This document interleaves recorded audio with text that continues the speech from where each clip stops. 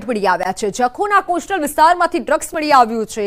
જૂનથી અત્યાર સુધીમાં ડ્રગ્સના 192 પેકેટ કબજે કરાયા। 1 કિલોના એવા 10 પેકેટ ડ્રગ્સના મળી આવ્યા છે। બીએસએફ દ્વારા નિર્જન ટાપુઓ, જખૌના દરિયા વિસ્તાર અને ક્રીક વિસ્તારમાં સર્ચ ઓપરેશન હાથ ધરાયું હતું। તે દરમિયાન ડ્રગ્સના પેકેટ મળી આવ્યા છે।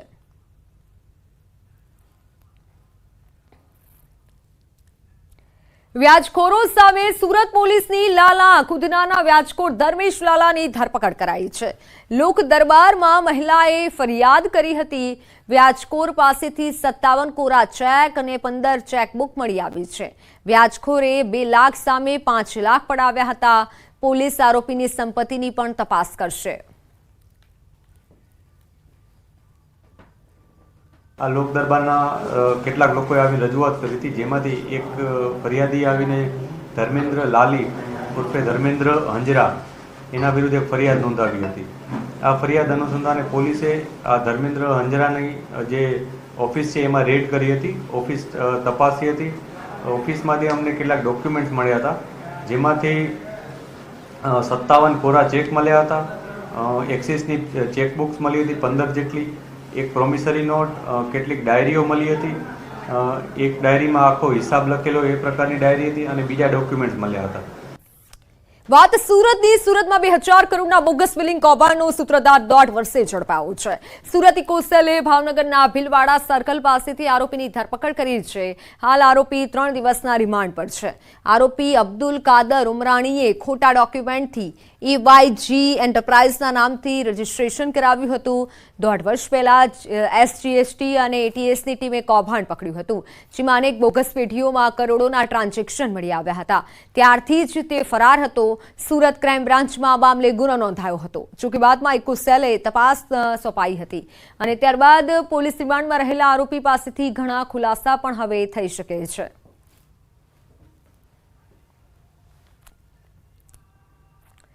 બાળકોને રમવાની ચલણી નોટોથી છેતરપિંડી કરનાર આવી ગયા છે સકંજામાં। ભરૂચના અંકલેશ્વરમાં શંકાસ્પદ ચલણી નોટો જેવી ચિલ્ડ્રન બેંક ઓફ ઇન્ડિયાની નોટો સાથે 2 શખ્સોની ધરપકડ કરાઈ।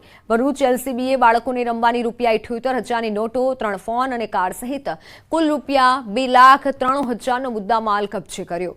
પકડાયેલ શખ્સો નઝીર હુસૈનભાઈ મલિક અને ધનસુખ ચિમનલાલ વૈદ્ય એક્કા ડબલની સ્કીમ આપી લોકો પાસેથી અસલ રૂપિયા લઈ તેમને બાળકોને રમવાની નોટો આપી તેમની સાથે છેતરપિંડી કરતા હતા। પોલીસે બંને વિરુદ્ધ કાર્યવાહી કરી છે।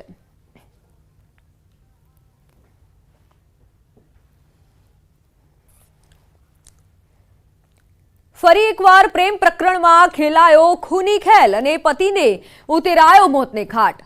થોડા દિવસ પહેલા જેતપુર વિસ્તારમાં હત્યાનો બનાવ બનવા પામ્યો હતો, જેમાં આરોપી મનોજે બલ્લુ નામના વ્યક્તિને બોથડ પદાર્થના ઘા મારી હત્યા કરી નાખી અને તે બાદ તેની લાશને રેલવે ટ્રેક પર નાખી દીધી અને તેની આત્મહત્યામાં ખપાવવાનો પ્રયાસ કર્યો। જોકે સારવાર દરમિયાન બલ્લુનું મોત થયું હતું। આખી ઘટના પરથી પડતો ત્યારે ઉંચકાયો કે જ્યારે આરોપીએ આખી ઘટનાની કબૂલાત મૃતકની પત્નીને કરી, જેને લઈને જેતપુર સિટી પોલીસમાં મૃતકની પત્નીએ ફરિયાદ નોંધાવી હતી। પોલીસ દ્વારા આરોપીની ધરપકડ કરી વધુ તપાસ હાથ ધરવામાં આવી છે। દ્વારકાની ખાખડા ગામની સીમમાં વૃદ્ધની નિર્મમ હત્યા કરવામાં આવી। કોઈ અજાણ્યા શખ્સે રાત્રિના સમયે ઊંઘમાં વૃદ્ધની નિર્મમ હત્યા કરી નાખી। તેવામાં ઘટનાના પગલે તાત્કાલિક પોલીસ સ્થળ પર દોડી આવી। હાલ આખું ખાખરડા ગામ પોલીસ છાવણીમાં ફેરવાઈ ગયું છે। ઘટનાના પગલે ડોગ સ્કોડ, FSL સહિતની ટીમોની મદદ લેવામાં આવી છે।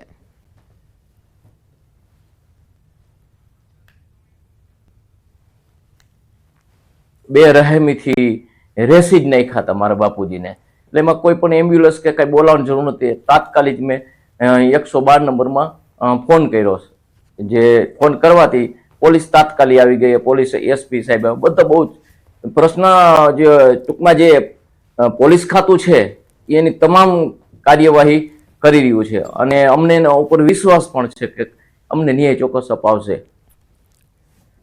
તો હાલ સમાચારોમાં સમય થયો છે વિરામનો।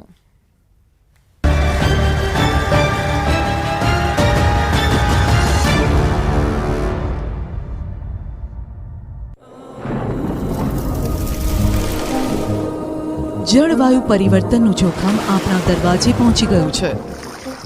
હવે જરૂર છે એક મોટા ક્રાંતિકારી બદલાવની। અને આનો પ્રારંભ થશે 140 કરોડ ભારતીયોથી. આ ક્રાંતિ શરૂ થશે એક વૃક્ષથી. એક વૃક્ષ માનવતા માટે, એક વૃક્ષ આ ધરતી માતા માટે, એક વૃક્ષ આપણા ભવિષ્ય માટે. પ્રોજેક્ટ વન ટ્રી, ન્યૂઝ 18 નેટવર્કની એક મોટી પહેલ. ભુજમાં પડ્યો વરસાદ. ભુજના પદ્ધર માધાપર કાળી તળાવડીમાં વરસાદથી ખેડૂતો ખુશ થયા. તો કચ્છમાં સવારથી ઉકળાટ અને બફારા બાદ ભુજમાં વરસાદ વરસી રહ્યો છે. જિલ્લા મથક ભુજમાં પવન સાથે વરસાદ શરૂ થયો છે. વરસાદથી વાતાવરણમાં ઠંડક પ્રસરી છે. તો ભુજમાં વરસાદની શરૂઆત થઈ છે. લોકોને ગરમીથી રાહત મળી રહી છે. દ્વારકાની વાત કરવામાં આવે તો દ્વારકામાં તોફાની વરસાદ. દ્વારકામાં ભારે ગાજવીજ સાથે ધોધમાર વરસાદ શરૂ થયો છે. સમગ્ર દ્વારકા શહેરમાં વરસાદી પાણી ફરી વળ્યા છે. ભારે વરસાદને લઈને દ્વારકા શહેરમાં રસ્તાઓ પર પાણી વહેતા થયા. દ્વારકા શહેરના રેલવે સ્ટેશન રોડ સહિતના મુખ્ય માર્ગો પર પાણી વહેતા થયા છે. રાજકોટમાં અસહ્ય બફારા વચ્ચે મેઘરાજાની બેટિંગ. 1 ઇંચ વરસાદ વરસતા શહેરના રસ્તાઓ પાણી થયા. જિલ્લામાં ધોધમાર વરસાદથી જગતનો તાત પણ ખુશખુશાલ. રાજકોટના રામાપીર ચોકડી, માધાપર ચોકડી, નાણાવટી ચોકમાં પાણી ભરાયા. નાના મહુવા સર્કલ સહિતના વિસ્તારોના રોડ પાણીમાં ગરકાવ. બીઆરટીએસ ટ્રેકની આજુબાજુમાં પણ પાણી ફરી વળ્યા. લોકોને ઘર સુધી પહોંચવામાં હાલાકીનો સામનો કરવો પડ્યો. રાજકોટના ઉમિયા ચોક અને મવડી ચોક વિસ્તારમાં પાણી ભરાયા. મવડી બ્રિજ નજીકના વિસ્તારમાં સ્વિમિંગ પુલ જેવા દ્રશ્યો સર્જાયા. રસ્તામાં અનેક વાહનો બંધ પડતા વાહન ચાલકોને હાલાકી. રાજકોટમાં ધોધમાર વરસાદ. મેટોડા જીઆઈડીસી વિસ્તારમાં પાણી ભરાયા. નીચાણવાળા કોમ્પ્લેક્સની દુકાનોમાં પાણી ઘૂસી જતા ભારે નુકસાન. જસદણ પંથકમાં ધોધમાર વરસાદ. મેઇન બજારના નદી વહેતી હોય તેવા દ્રશ્યો સર્જાયા. રાજકોટ, વીરનગર, કાળાસર, લીલાપુરમાં મેઘરાજાએ કરી જમાવટ. જેતપુર તાલુકાના ગ્રામ્ય વિસ્તારમાં વાતાવરણ પલટાયું. ખીરસરા, વાડાસડા, ખજૂરી, ગુંદાળામાં વરસાદ. સ્ટેશન, વાવડી સહિતના વિસ્તારમાં પણ ધોધમાર વરસાદ. ખીરસરાથી વાડાસડા વચ્ચેની સ્થાનિક નદીમાં ઘોડાપુર. ગોંડલ શહેર અને તાલુકામાં વરસાદી માહોલ. કેશવાડા અને વાસવડ ગામે 2 ઇંચ વરસાદ અને મેતા ખંભાળિયા ગામમાં પડ્યો 1 ઇંચ વરસાદ. ગામના પાદરમાં વરસાદી પાણી ફરી વળ્યા. દ્વારકાના મોટા આસોટા ગામમાં મેઘરાજાની તોફાની બેટિંગ. ધોધમાર વરસાદથી રસ્તાઓ પર નદી જેવા દ્રશ્ય સર્જાયા. રસ્તાઓ પાણીમાં ગરકાવ થતા ગ્રામજનોને ભારે હાલાકી.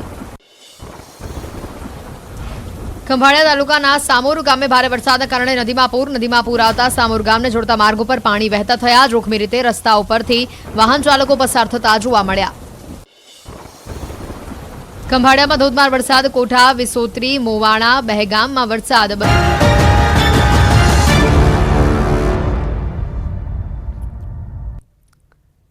Welcome back.